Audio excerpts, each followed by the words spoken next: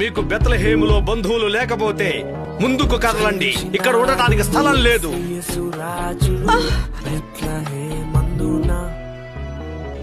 యోసేపు గారు, మరియకు శిశువుకు జరుగుతున్నదంతా చూస్తుంటే మీకు ఆందోళనగా లేదా? దేవునికి ఒక ప్రణాళిక ఉంది క్రిస్. యోసేపు, ఒకవేళ మీరు అనుకున్నది తప్పైతే, అంటే దేవుడు సాయం చేయకపోతే?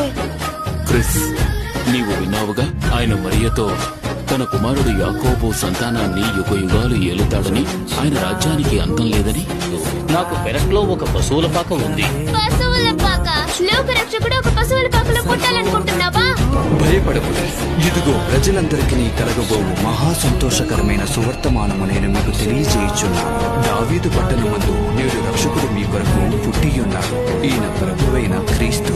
దానికిదే మీ కానవాడు.